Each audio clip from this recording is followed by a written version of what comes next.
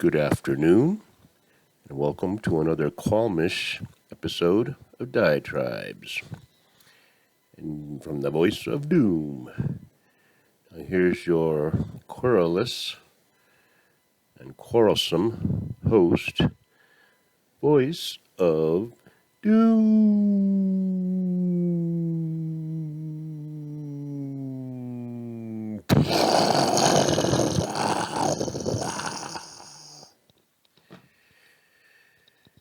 Hello and good afternoon. It's a lovely Tuesday. World War III is starting, and all is well with the world. I figured I'd talk about the topic of du jour, you might say. That is the impending conflagration. Now, I told you before how it would happen, and don't even think that this encroachment is the main attraction, let's just say. More is to come. It happened just like I said. If you go back to my diatribes the last 5 or 6 or 7, when things were getting heated, I said that it was 1939 all over again, and there was going to be pretexts made. And it would have to do with ethnic and language similarities. Because like I said before, during the racism diatribe, that everything blends. And it doesn't do it by somebody from, Cameroon marrying someone from Kansas. That's extreme. It blends when people are close together. Borders are diaphanous, and borders are, not exactly the way geography wants them to be. Certain people have certain ideas and certain loyalties, and they don't really care about the lines on the page. So a border is an abstract concept. It is a cosmological construct. So it happened like I said it would happen.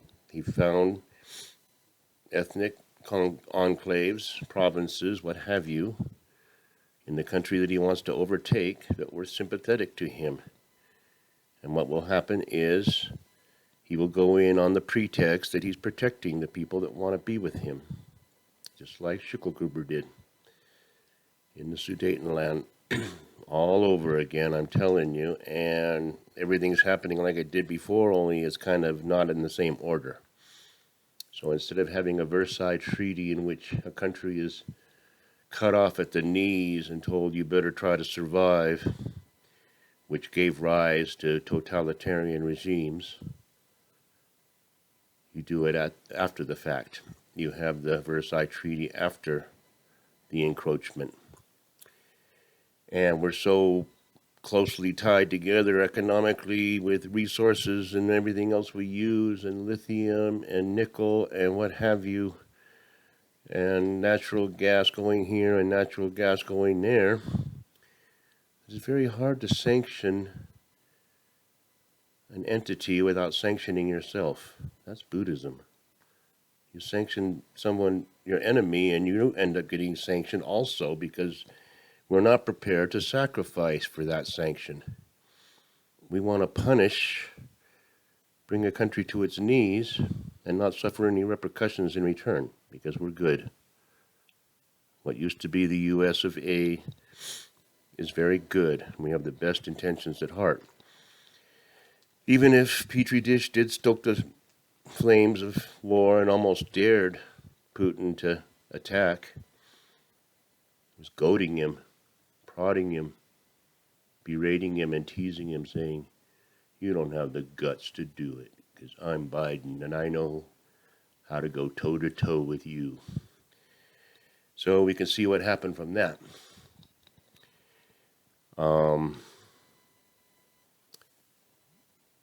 He has proven to be as weak as ever, and I don't know how this is going to go.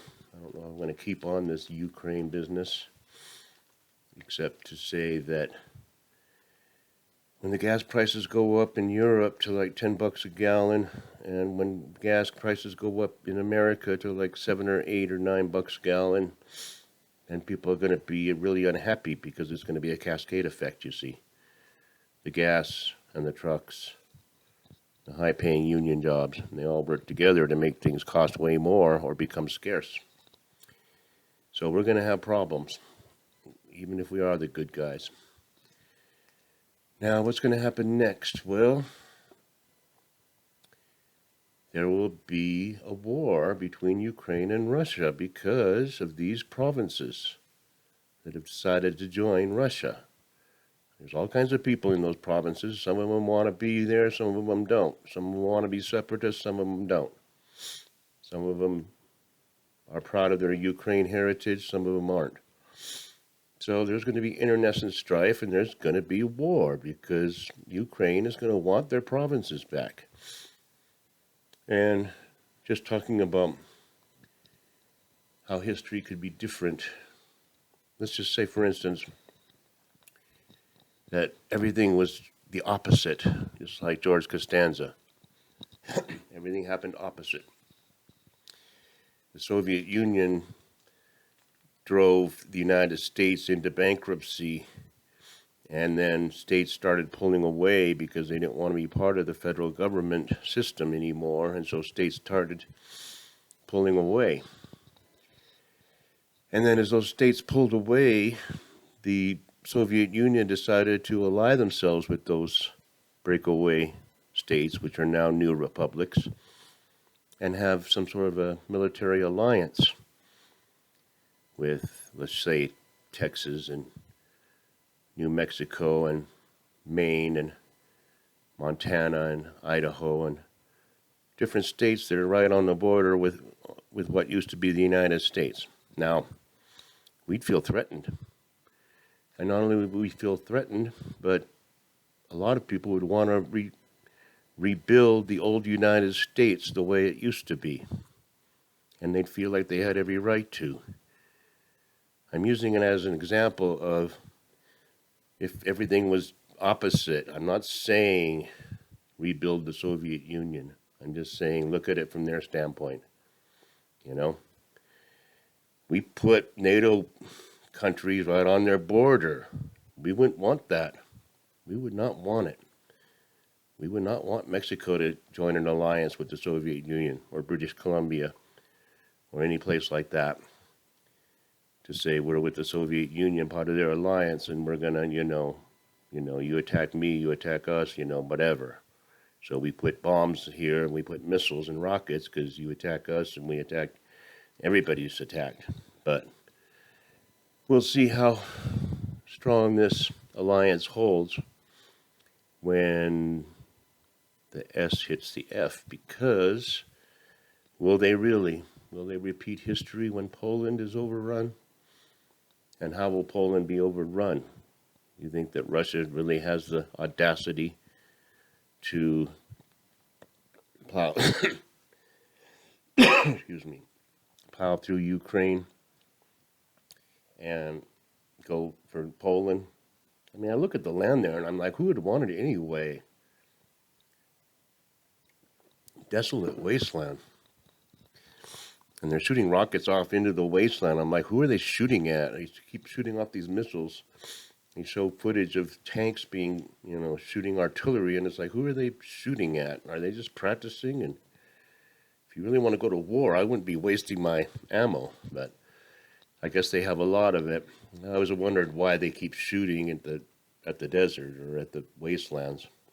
Same thing as in the Middle East. They keep shooting off into the desert. It's like, what are they shooting at? But that's beside the point. I'm not there, so I can't say for sure. But I will say that we wouldn't want it like that. And as far as Poland being overrun, it's going to happen after they absorb Ukraine. They're going to get a puppet government in there under the umbrella of Putin. And he's going to make Well, before they do that, they're going to take the Baltic states because those were theirs. And they don't like this NATO business, so they're going to say, you better get out of NATO or we're going to consider you a threat. And it'll go from there. Now, whether or not there's a blitzkrieg or not, there's always other opportunists in the wings that are waiting to do something. Schicklgruber was making a big mess of Europe, and seems like another empire on the other side of the world decided they were going to make a mess of things in their side. And so we have two people that are kind of on the same side of the world going, I'm going to make a mess of things. And it occurred to me that when the Mutual Non-Aggression Pact between Schickel and Stalin was signed, they made agreements that had to do with conquest and division and dividing up the spoils. And we're talking about Poland, so even while they're saying we're not going to do anything to each other, we will do something to these guys and we'll share it. So it occurred to me that what if these two guys in today's modern age signed a mutual non-aggression pact, which they already did, and are plotting and saying, let's kind of coincide and let's kind of, synchronize our watches and make a nice little plan that's going to cause a whole lot of havoc. And how could they do that? Well, I don't have enough time in the universe to explain how many ways they could do it. It would probably be through infrastructure first, cyber attacks, hobbling us a bit because we're dependent on technology. If things start going down, it's a mess. You have to start adding up things in your head or on paper.